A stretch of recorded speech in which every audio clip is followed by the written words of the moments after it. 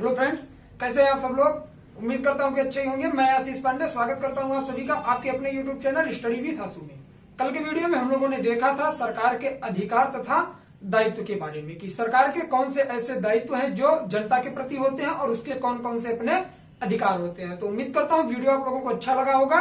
जो लोग वो वीडियो ना देखे हो उसकी लिंक आज की वीडियो को डिस्क्रिप्शन में दे दी जाएगी, आप सब देख सकते हैं। आज के चैप्टर में हम लोग बात करेंगे काफी इंपॉर्टेंट चैप्टर कौन सा है हमारा, जिसके बारे में हम लोग बात करने वाले हैं पंचायती राज। पंचायती राज के नाम से ही लगता है कि अगर आप लोग यूपीएससी या स्टेट पीसीएस की प्रिपरेशन कर रहे होंगे तो आपके दृष्टिकोण से ये चैप्टर बहुत ही इंपॉर्टेंट है। क्यों? क्योंकि यहां से हर वर्ष क्वेश्चन, चाहे प्रीलिम्स हो चाहे मेंस हो, हर एग्जाम में यहां से क्वेश्चन बने हैं। तो आइए बिना किसी देरी के वीडियो की शुरुआत करते हैं। जो लोग नए हो चैनल को सब्सक्राइब कर लें और बेल आइकन जरूर प्रेस कर दें। और आप लोग इसी तरह वीडियो को शेयर करते रहिए, इसी तरह प्यार बनाए रखिए। बात करेंगे पंचायती राज, काफी इंपॉर्टेंट और इंफॉर्मेटिव है यहाँ पंचायती राज। देखिए मैं आप लोगों को एक चीज क्लियर कर दूं, आप लोग काफी सारे चैनलों पर या फिर कोचिंग संस्थानों में देखते होंगे कि एक दिन में 30 से 40 मिनट में या 50 मिनट में पूरा पंचायती राज वो लोग खत्म कर देते हैं। तो यहां ऐसा नहीं होने वाला है। क्यों? क्योंकि मैं पंचायती राज को कम से कम 3 वीडियो में कवर करूंगा। एक पॉइंट इसका मैं बताऊंगा आप लोगों को, जिससे कि कोई भी एग्जाम आप लोग देने जाओ, चाहे छोटा एग्जाम हो चाहे बड़ा एग्जाम, उसमें आप लोग ऐसा ना लगे कि ये क्वेश्चन मुझे नहीं मिला है। मैं सारी चीजें आप लोगों को सिलेबस के अकॉर्डिंग बताऊंगा। और इस चैप्टर में 3 पार्ट करेंगे हम लोग, एक वीडियो आज, एक कल और एक उसके अगले दिन, नेक्स्ट दिन में आएगा वीडियो। तो 3 वीडियो हम लोग कवर करेंगे पंचायती राज से संबंधित। आइए इसके बेसिक पॉइंट पर बात करते हैं। पंचायती राज, पंचायती राज यह एक ऐसी प्रणाली है जो 3 स्तर पर कार्य करती है, त्रिस्तरीय प्रणाली है। इसमें ग्राम के लिए ग्राम पंचायत है, फिर ग्राम पंचायत के बाद समितियां हैं, फिर उसके बाद जिला परिषद है। तो 2 से 3 करके इसमें क्या है, त्रिस्तरीय इसे बोला जाता है कि 3 स्तरीय प्रणाली इसमें कार्य करती है। अब बात करते हैं कि यह सबसे पहले आया कब। तो जो हमारा संशोधन हुआ था कब, 1992 में 73वां संविधान संशोधन, 1992 का 73 नंबर का जो हमारा अमेंडमेंट हुआ था इंडियन कॉन्स्टिट्यूशन में, उसके तहत पंचायती राज व्यवस्था को लाया गया। उम्मीद करता हूं ये चीज आप लोग समझ गए होंगे। उसके बाद बात करते हैं कि यह लागू कब हुआ। लागू होने का इसका जो टाइम पीरियड है और जो स्थान है, तो यह राजस्थान के नागौर जिलों में, राजस्थान के नागौर जिले में, और वहां पर पंडित जवाहरलाल नेहरू उसमें प्राइम मिनिस्टर थे। ये बात है 1959 की। उस समय यह पहली बार भारत में लागू किया गया था, लेकिन इसे संवैधानिक दर्जा बाद में मिलता है। यह व्यवस्था आ गई थी लेकिन इसे संवैधानिक दर्जा बाद में मिलती है। अगर इसके विकास के बारे में हम लोग बात करेंगे तो विकास इसका होता है सबसे पहले बलवंत राय मेहता समिति से। मैं क्या करूंगा, आज बलवंत राय मेहता समिति को पूरी तरह से उसकी सिफारिशें वगैरह हम लोग देखेंगे और इसके जितने बेसिक पॉइंट है हम लोग कवर करेंगे। उसके बाद देखेंगे कि इसके कितनी समितियां बनाई गई, जैसे पीके थुंगन समिति, केवीएसआर समिति, बहुत सारी समितियां आप लोगों को इसमें मिलेंगी। तो सब समितियों में हम लोग कर करके 1 से 2 दिन में वीडियो कवर करेंगे। आइए आज के वीडियो की शुरुआत करते हैं। पंचायती राज को सही तरीके से आज समझते हैं और इसकी जो बेसिक एक समिति आई थी जो इसके विकास से संबंधित है, बलवंत राय मेहता समिति, काफी इंपॉर्टेंट है, यहां से क्वेश्चन बनता है, हम लोग इसे कवर करेंगे। ये आई कब थी, तो ये 1957 में जनवरी में आई थी बलवंत राय मेहता समिति। उम्मीद करता हूं बेसिक चीज क्लियर हो गई होगी। हम लोग अब इस वीडियो पर बात करते हैं। सबसे पहले इसका पहला पॉइंट लिखेंगे। पहला पॉइंट हमारा कौन सा है, पंचायती राज को 1992 के, पंचायती राज को 1992 के 73वें संविधान संशोधन द्वारा,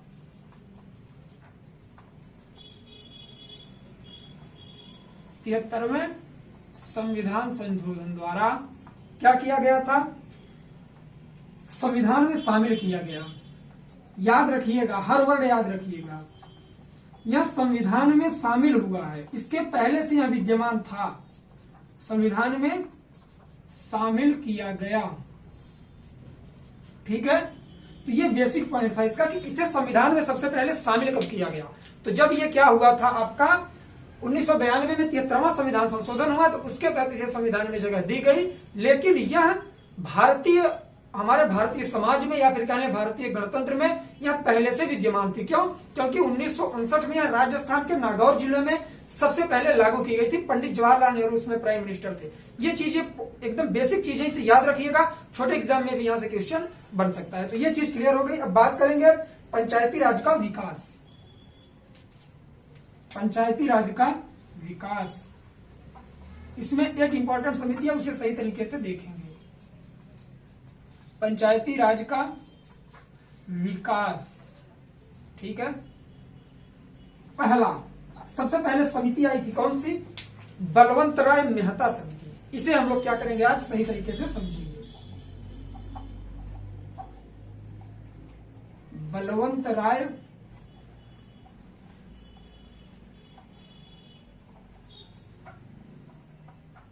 मेहता समिति, ठीक है। इसे हम लोग एक करके लिखेंगे। कब आई थी? 1957 में यह आई थी, 1957 में, जनवरी 1957 में, जनवरी 1957 में भारत सरकार ने सामुदायिक विकास कार्यक्रम, ये चीजें याद रखिएगा, दो इंपॉर्टेंट है, मैं समझाऊंगा। सामुदायिक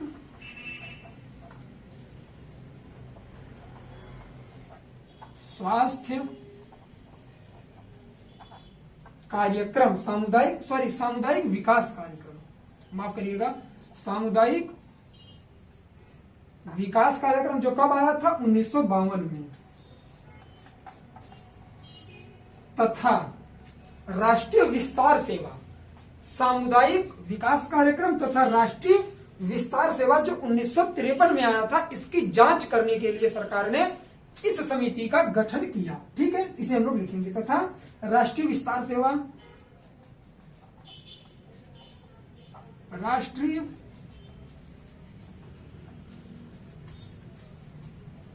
विस्तार सेवा कब आई थी? 1953 में। द्वारा किए गए कार्यों की, द्वारा किए गए कार्यों की जांच और उनके बेहतर ढंग से तथा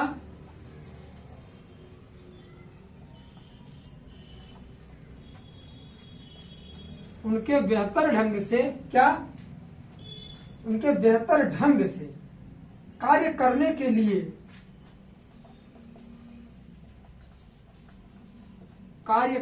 लिए सुझाव देने के लिए, के द्वारा सुझाव देने के लिए एक समिति का गठन किया,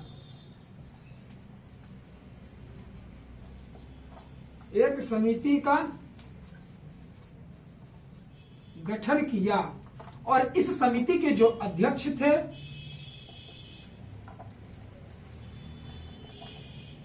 बलवंत राय मेहता थे।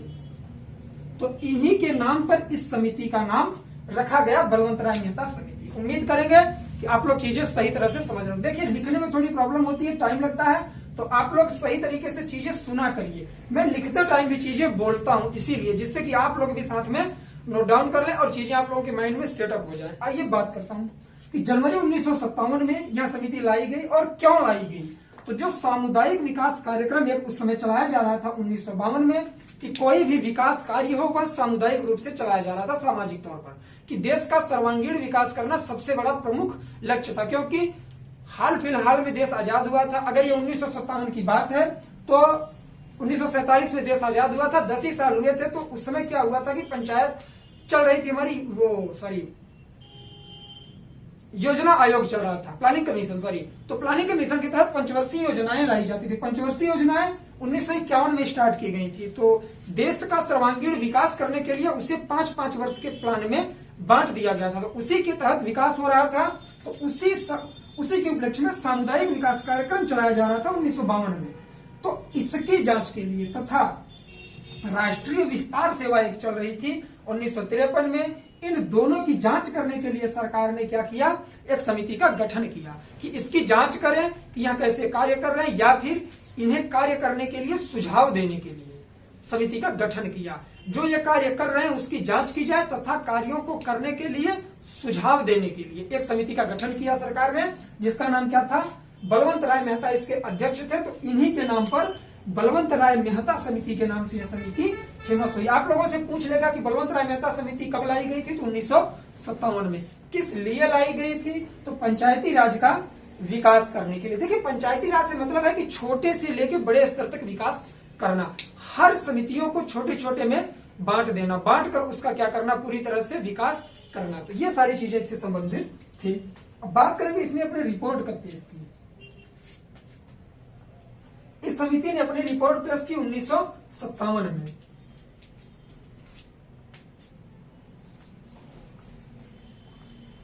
रिपोर्ट 1957 में। और इसने किया क्या, लोकतांत्रिक विकेंद्रीकरण की योजना की सिफारिश की। बात करूंगा लोकतांत्रिक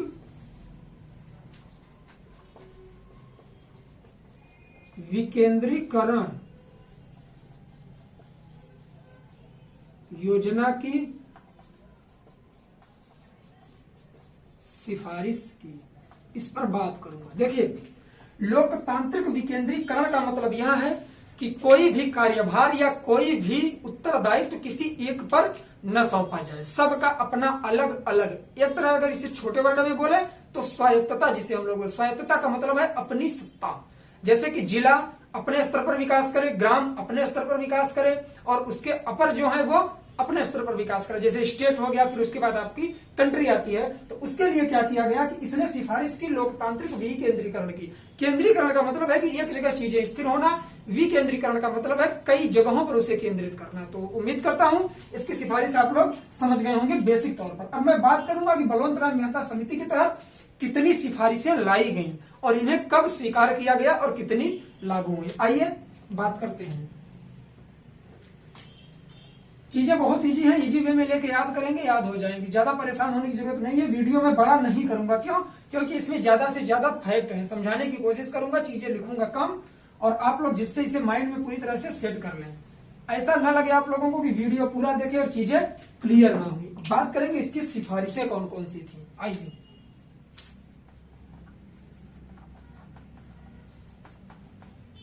बलवंत राय मेहता की समिति की सिफारिशें। सिफारिश नंबर 1 क्या थी, 3 स्तरीय गांव। देखो, सबसे पहले 3 स्तरीय प्रणाली। इसमें देखेंगे क्या, गांव स्तर पर क्या लाया गया हमारा, ग्राम पंचायत। गांव स्तर पर ग्राम पंचायत। उसके बाद बात आती है ब्लॉक स्तर पर पंचायत समिति। अभी मैंने इस पर बात की थी। ब्लॉक स्तर पर पंचायत समिति। वर्तमान में जो आप लोग इस समय देख रहे हैं कि ग्राम पंचायत है, पंचायत समिति है, विधान परिषद, नगर निगम है, ये सब कहां से लाए गए थे, इसी समिति के तहत लाए गए थे।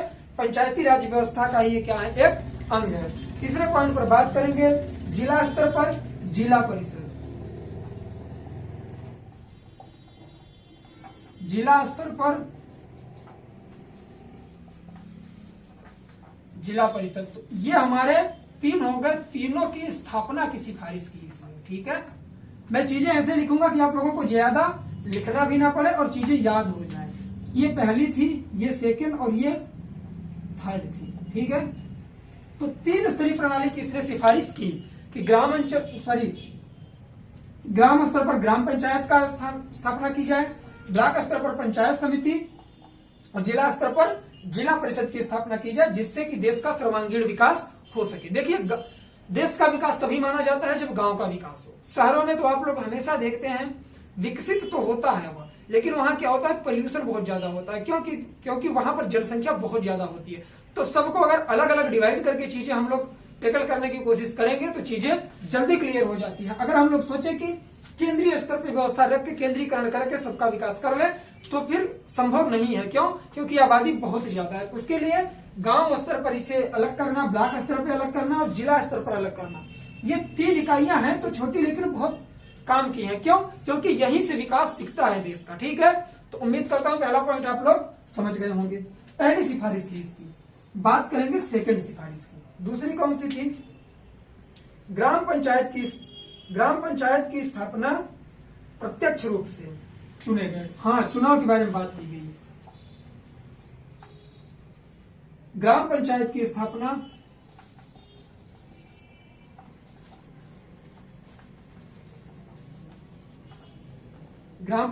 स्थापना प्रत्यक्ष रूप से चुने गए। प्रत्यक्ष रूप से चुने गए प्रतिनिधियों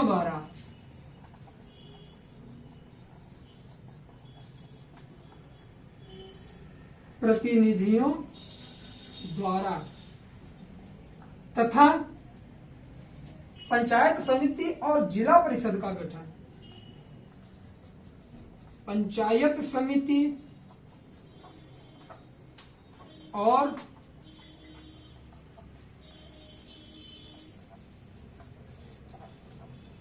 जिला परिषद का गठन कैसे किया जाएगा?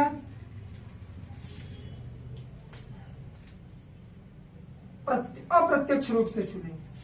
गठन अप्रत्यक्ष रूप से चुने गए प्रतिनिधियों द्वारा।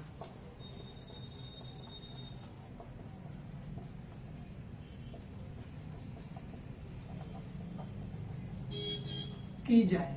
इसने यह सिफारिश की कि जो ग्राम पंचायत की स्थापना होगी वह प्रत्यक्ष रूप से चुने गए प्रतिनिधि।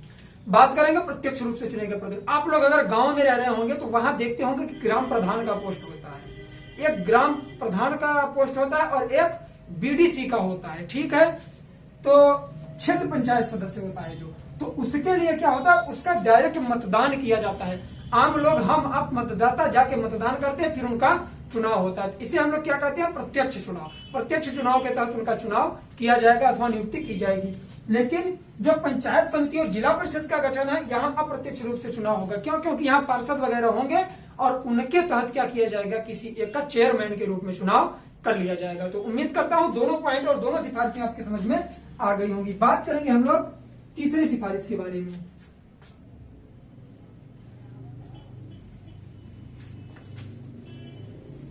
ठीक है, सिफारिशें 2 बहुत है। ठीक है, अब सिफारिशें नहीं देखेंगे हम लोग। इसी पंचायती राज व्यवस्था के तहत अगला पॉइंट देखेंगे हम लोग। पहला था बलवंत राय मेहता समिति, दूसरा था इसकी सिफारिशें। अब तीसरे पॉइंट के बारे में बात करेंगे क्या की गई है।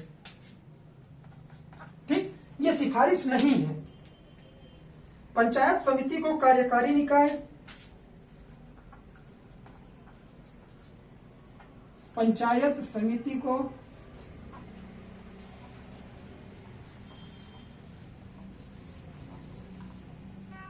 कार्यकारी निकाय, ठीक है, तथा जिला परिषद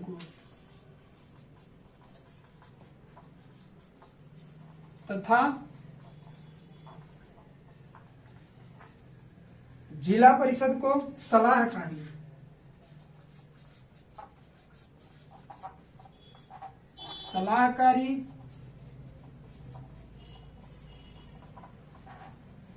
समन्वयकारी और पर्यवेक्षक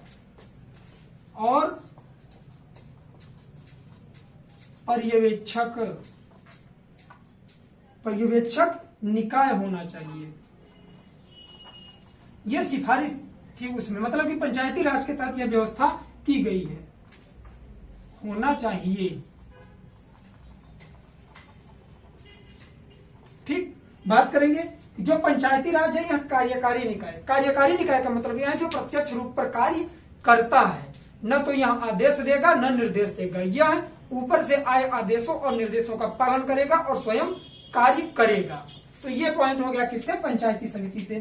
फिर बात आती है जिला परिषद। जिला परिषद केवल सलाह देगा, उसका समन्वय करवाएगा और पर्यवेक्षक करेगा। मतलब पर्यवेक्षण करेगा, वहां जाके क्या करेगा, चेकिंग वगैरह करेगा कि कार्य सही तरीके से हो रहा है कि नहीं हो रहा है। अगर सही तरीके से नहीं हो रहा है उसमें सलाह देगा, उसका समन्वय करेगा, मतलब उसे पूरी तरह से क्या करेगा, समझेगा, देखेगा कि कार्य सही तरीके से हो रहा है अथवा नहीं हो रहा है। तो ये इंपॉर्टेंट है, पूछ लेगा। पंचायती राज में पंचायत समिति का कार्य क्या है, तो वह कार्यकारी निकाय है। और जो हमारी जिला परिषद है, जिला परिषद को सलाहकारी, समन्वयकारी और पर्यवेक्षक निकाय होना चाहिए। तो उम्मीद करता हूं ये पॉइंट आप लोगों की समझ में आ गया होगा बेहतर तरीके से। अब बात करेंगे अगले पॉइंट की। अगले पॉइंट में पंचायत राज के क्या कहा गया है कि जिला परिषद का अध्यक्ष जिलाधिकारी होना चाहिए। जो हमारा जिला परिषद होगा उसका अधिकारी कौन होगा, तो जिला अधिकारी अर्थात डिस्ट्रिक्ट मजिस्ट्रेट, डीएम होगा।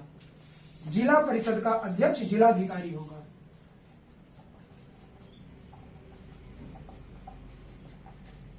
जिला परिषद का अध्यक्ष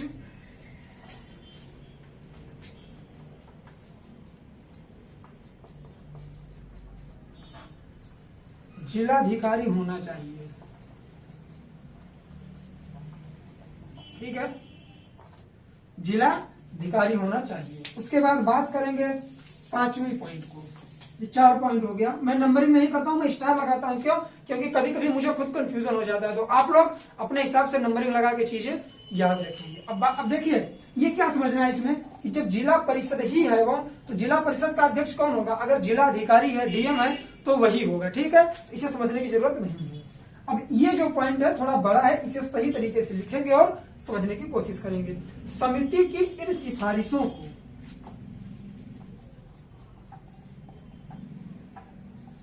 ये सारी सिफारिशें थी समिति की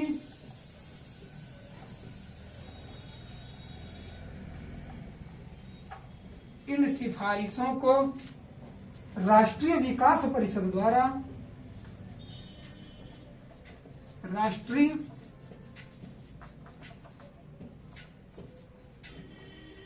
विकास परिषद द्वारा जनवरी 1958 में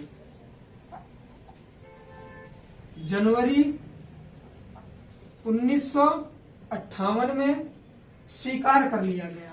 ये इंपॉर्टेंट है, स्वीकार कर लिया गया।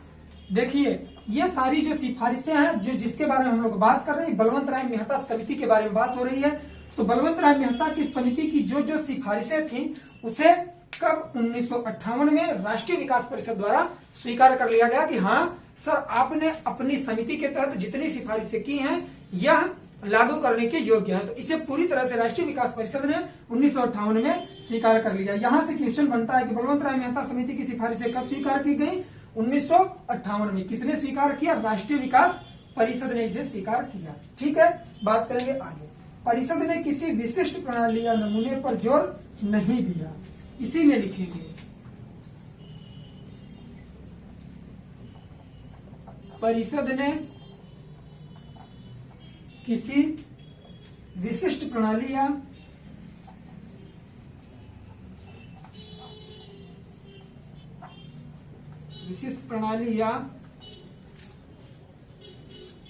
नमूने पर जोर नहीं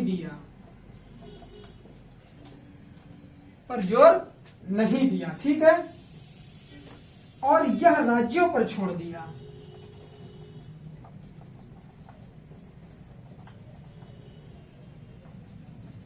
तथा यह राज्यों पर छोड़ दिया ताकि वे अपनी स्थानीय समिति के अनुसार इन नमूनों को स्वीकार करें, ताकि वे अपनी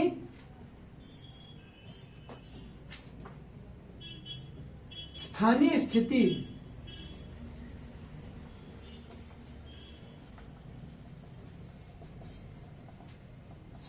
स्थिति के अनुसार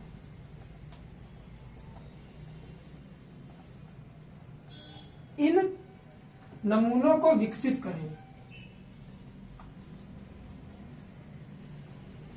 इन नमूनों को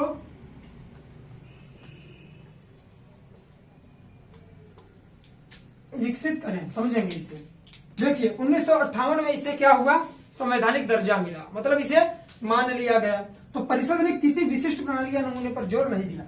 जितनी सिफारिशें इसने की, कोई भी ऐसी प्रणाली अथवा नमूना नहीं था जिस पर इसने स्पेसिफिक तौर पर क्या किया हो, जोर दिया। इसने जोर नहीं दिया, यह राज्य पर छोड़ दिया कि राज्य को जो नमूना अथवा जो प्रणाली सही लगे वह अपनी स्थिति के अनुसार उसे स्वीकार करे। तो ये इंपॉर्टेंट था, इसे आप लोग समझ गए होंगे, उम्मीद करता हूं। इसे क्या करें आप लोग, नोट डाउन करिए। बलवंत राय मेहता समिति के तहत ये सारी चीजें हैं, आप लोग नोट डाउन करिए, फिर मैं आगे बात करता हूं।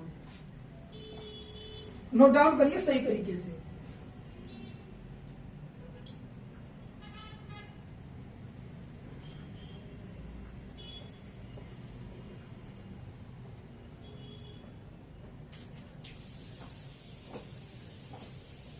उम्मीद करता हूं कि आप लोग इसे नोट डाउन कर चुके होंगे अथवा स्क्रीनशॉट ले चुके होंगे। अब बात करेंगे एक इंपॉर्टेंट पॉइंट की, जो हर एग्जाम में जहां से क्वेश्चन आता है कि पंचायती राज व्यवस्था कब और कहां लागू की गई थी सबसे पहले अपने भारत में। मैंने आप लोगों को बता ही दिया कि राजस्थान के नागौर जिले में सबसे पहले ये लागू की गई थी। कब, 2 अक्टूबर 1959 को। और उस समय प्राइम मिनिस्टर कौन थे, तो पंडित जवाहरलाल नेहरू थे। आइए यही लिखना है हम लोगों को।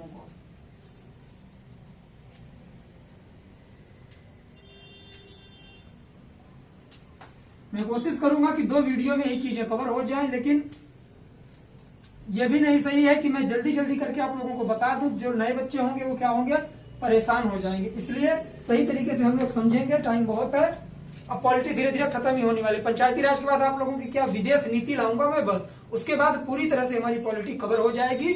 यूपीएससी लेवल की कवर कर रहा हूं मैं, वरना अगर एसएससी बैंक की होती तो आज के 15-20 लेक्चर के पहले ही एसएससी बैंक रेलवे इस लेवल की आपकी पॉलिटी खत्म हो चुकी है। ये यूपीएससी लेवल का सब कुछ चल रहा है, लेकिन छोटे एग्जाम में भी यहाँ से क्वेश्चन बनने की पूरी संभावना रहती है। इसे क्या करेंगे, जो पॉइंट हम लोग लिखने जा रहे हैं इसे पहले से ही क्या करेंगे, ट्रिपल स्टार लगाएंगे इस पे। क्यों, क्योंकि यहां से क्वेश्चन बनता है और हमेशा से बनता हुआ आया है हर एग्जाम में, और कंफ्यूजन बहुत ज्यादा होता है इसमें। क्यों, क्योंकि ये 1992 में लाई गई थी।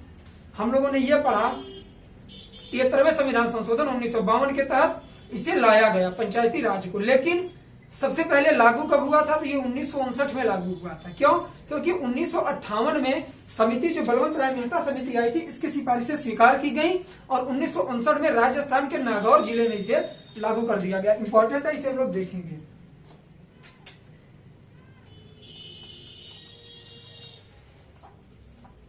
राजस्थान देश का पहला राज्य था जहां इसे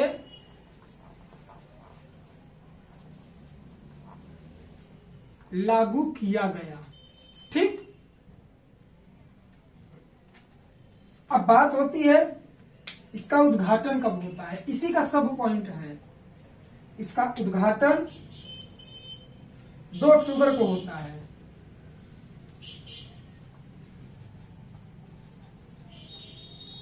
इस योजना का उद्घाटन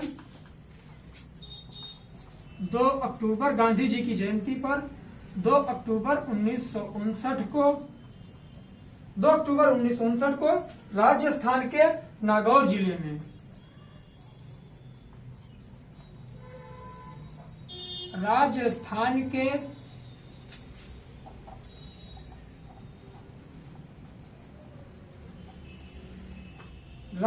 के नागौर जिले में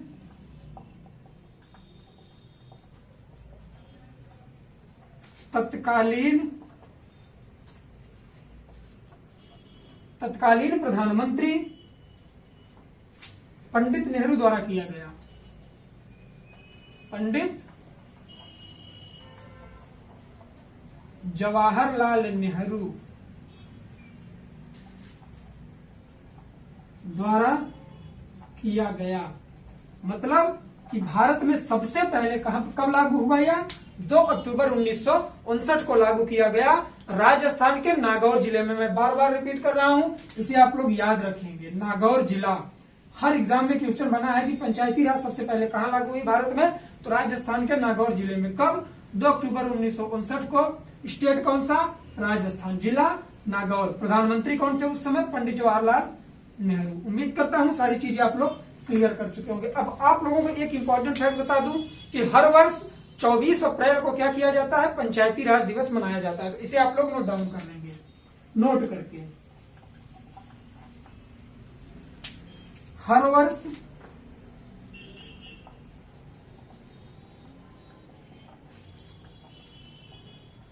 24 अप्रैल को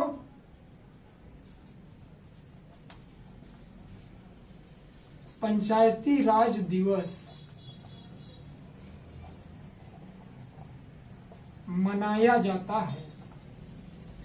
अब आप लोगों को लगेगा कि ये लागू तो 2 अक्टूबर 1959 को हुआ था, लेकिन 24 अप्रैल को क्यों मनाया जाता है? तो इसका रीजन है, जब 1992 में यह आया था, संवैधानिक दर्जा इसे प्राप्त हुआ 73वें संविधान संशोधन के तहत, तो 1992 की जो डेट थी उस समय 24 अप्रैल थी। तो ऐसे याद करेंगे कि 24 अप्रैल 1992 को 73वें संविधान संशोधन के तहत इसे संवैधानिक दर्जा दिया गया। इसलिए 24 अप्रैल को क्या किया जाता है?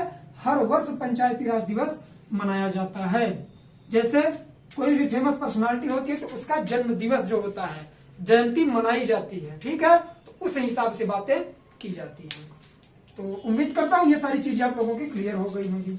अब बात आती है अध्ययन दल तथा समितियां, ठीक है?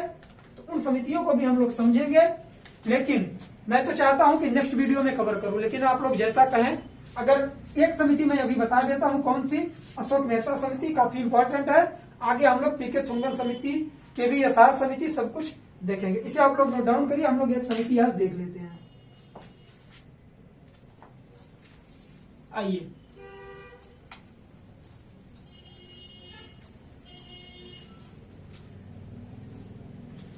अध्ययन दल तथा समितियां।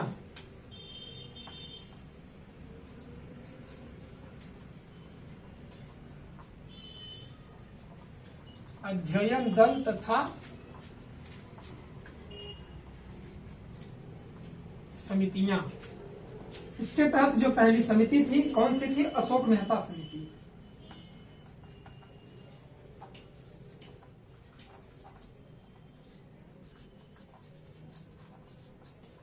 अशोक मेहता समिति। आइए एक एक पॉइंट करके हम लोग इसे समझते हैं। दिसंबर 1977 में जनता पार्टी की सरकार थी, उसने अशोक मेहता की अध्यक्षता में एक समिति का गठन किया। और उस समिति का गठन किस लिए किया गया?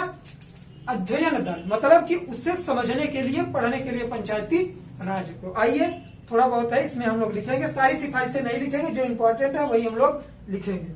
दिसंबर 1977 में दिसंबर 1977 में जनता पार्टी की सरकार ने, उस समय जनता पार्टी की सरकार बनी थी, जनता पार्टी की सरकार ने अशोक मेहता की अध्यक्षता में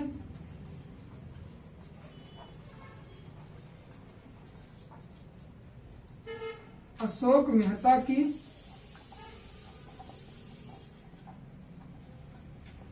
अध्यक्षता में पंचायती राज संस्थाओं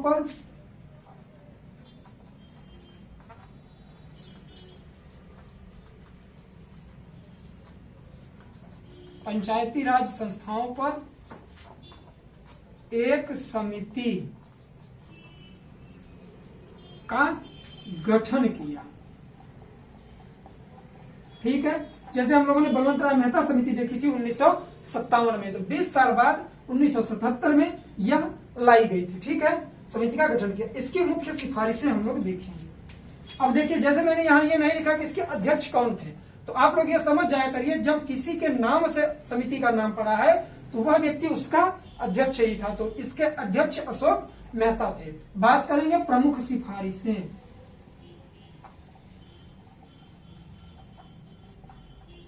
इसने सिफारिश क्या क्या की थी और इसे कब स्वीकार किया गया, कैसे बात हुई। त्रिस्तरीय पंचायती राज पद्धति को द्विपद्धति में बदलना चाहिए। जो बलवंत राय मेहता समिति ने त्रिस्तरीय सिफारिश दी थी, उसे द्विस्तरीय में बदलने के लिए इसने क्या किया, सिफारिश किया। लिखेंगे त्रिस्तरीय पंचायती राज त्रिस्तरीय पंचायती राज पद्धति को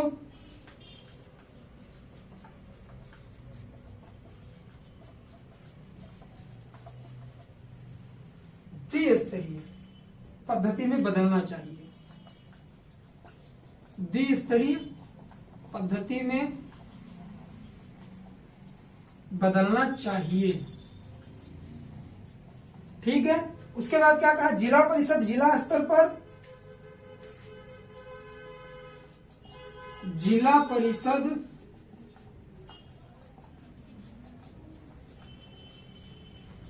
जिला स्तर पर और उसके नीचे मंडल पंचायत में,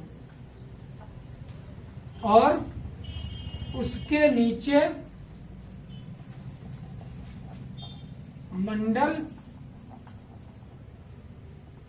पंचायत में, मंडल पंचायत में 15,000 से 20,000 जनसंख्या वाले गांव के समूह होने चाहिए। 15,000 से 20,000 जनसंख्या वाले गांवों के समूह होने चाहिए। ये बात इन्होंने की कि जो त्रिस्तरीय प्रणाली थी, ग्राम पंचायत, पंचायत समिति और नगर परिषद, उसे कन्वर्ट करके क्या किया जाए कि 2 में परिवर्तित कर दिया जाए। मतलब कि जिला परिषद जिला स्तर पर हो जो पहले से थी, लेकिन उसके नीचे जो हम लोग ग्राम पंचायत और पंचायत समिति देख रहे थे, उसकी जगह इन्होंने क्या कहा कि मंडल पंचायत लाया जाए। और मंडल पंचायत में ऐसे लिखा जाए कि 15,000 से 20,000 जनसंख्या वाले गांवों के समूहों को उसमें डाल दिया जाए, तो पंचायत समिति गठित करने की कोई आवश्यकता नहीं होगी। इनकी मुख्य सिफारिश यह थी। उसके बाद बात आती है तीसरी सिफारिश क्या थी कि जिला परिषद कार्यकारी निकाय होना चाहिए। हम लोगों ने इसमें क्या देखा था कि जो हमारा ग्राम पंचायत था वह कार्यकारी निकाय था, लेकिन इन्होंने कहा जिला परिषद कार्यकारी निकाय होना चाहिए। जिला परिषद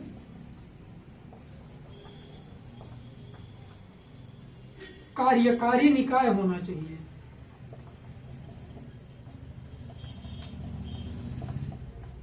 ठीक है। उसके बाद बात क्या की है, और वह राज्य स्तर पर, वह राज्य स्तर पर योजना और विकास के लिए जिम्मेदार बनाया जाए। योजना और विकास के लिए जिम्मेदार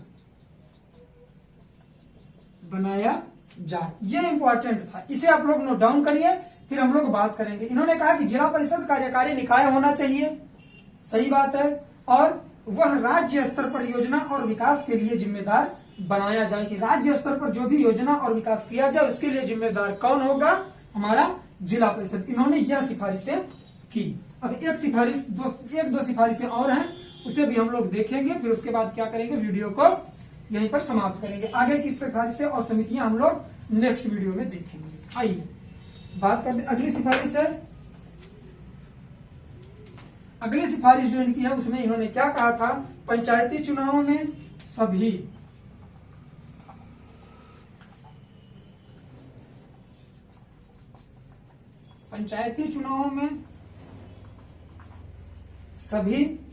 स्तर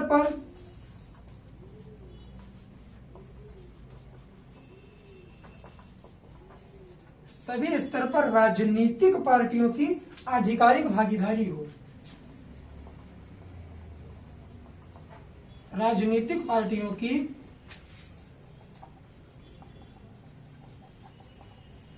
आधिकारिक भागीदारी हो। राजनीतिक पार्टियों से मतलब यह है कि जो ग्राम स्तर पर भी चुनाव हो रहा है उसमें भी जो राजनीतिक पार्टियां हैं जो हमारे संसद में अथवा विधानमंडल में राज्य के बैठी हैं उनका भी योगदान हो, वो भी पूरी तरह से क्या करें, पार्टिसिपेट करें आधिकारिक रूप पर इसमें। तो ये सिफारिश इन्होंने की थी। ठीक है। और उसके बाद हम लोग देखेंगे एक दो सिफारिशें और इनकी। अगली सिफारिश है,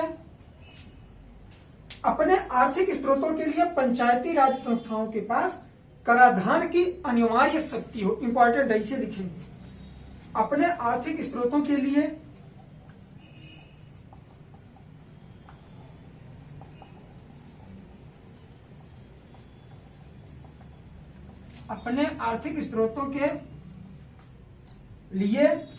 पंचायती राज संस्थाओं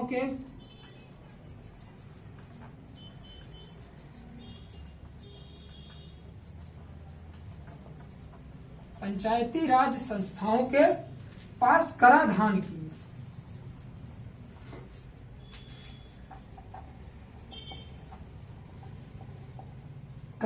की अनिवार्य शक्ति हो।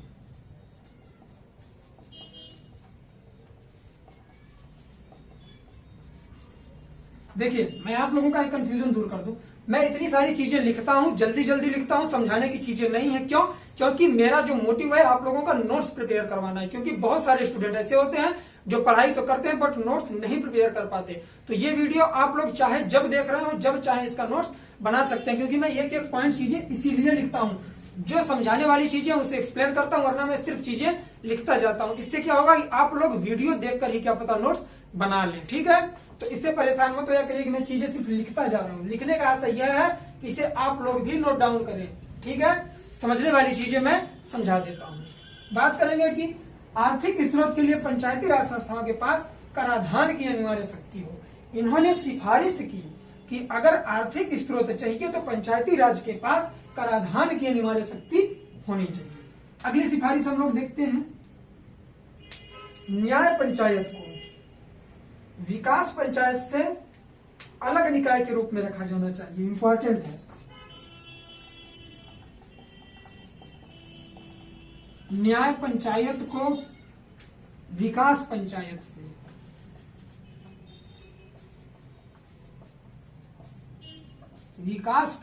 से अलग रूप में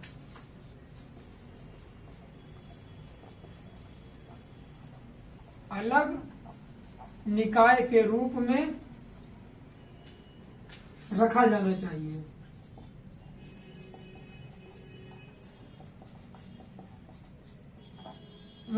मतलब नगर न्याय पंचायत जो है उसे विकास पंचायत से अलग इसलिए रखा जाए क्योंकि अगर न्याय पर विकास पंचायत का जोर पड़ेगा तो काफी राजनीतिक दल होंगे विकास पंचायत में, तो उनका प्रेशर पड़ने से न्याय सही तरीके से नहीं हो पाएगा। तो इसलिए बात की गई कि न्याय पंचायत को विकास पंचायत से अलग निकाय के रूप में रखा जाना चाहिए। अब बात करेंगे एक इसकी जो एक दो और है, उसमें जो सबसे लास्ट है उसके बारे में हम लोग बात कर लेते हैं। आइए,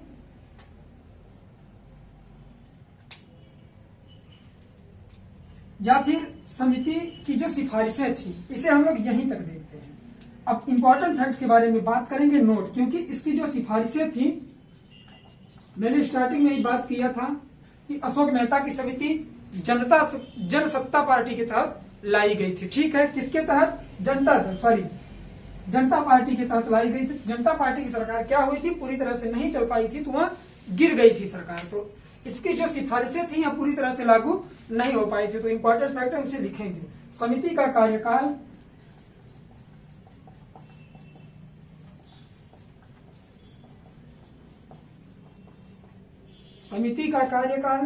पूरा होने से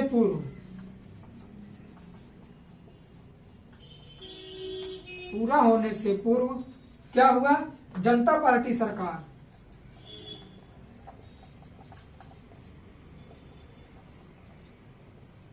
जनता पार्टी सरकार के भंग होने के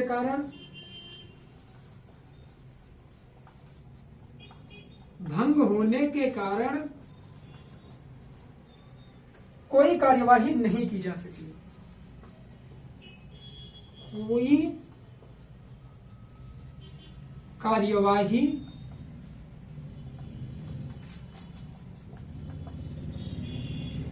नहीं की जा सके। इसे समझेंगे। देखिए, अगर कोई भी समिति लाती जाती है तो जिस गवर्नमेंट के तहत लाई जाती है, अगर वह गवर्नमेंट लास्ट तक बनी है तो वह समिति पास हो जाती है, अथवा अगर दूसरी सत्ता पार्टी सत्ता में आ जाती है तो उस पर क्या करती है, कमियां निकालकर उसे लागू नहीं होने देती है, समिति पूरी तरह से भंग हो जाती है। तो सेम प्रोसेस इसके साथ हुआ। ये घटना घटी कि समिति का कार्यकाल पूरा नहीं हो पाया था, उसके बीच में ही जनता पार्टी की सरकार क्या होती है, भंग हो जाती है। उसके बाद जब कांग्रेस की सरकार आती है या किसी भी पार्टी की सरकार इसके अलावा आती है, उसने इस पर कोई जोर नहीं दिया और इस समिति को पूरी तरह से क्या किया, स्थगित कर दिया। तो ये ठंडे बस्ते में चली गई और भंग हो गई। तो आज की वीडियो में बस इतना ही।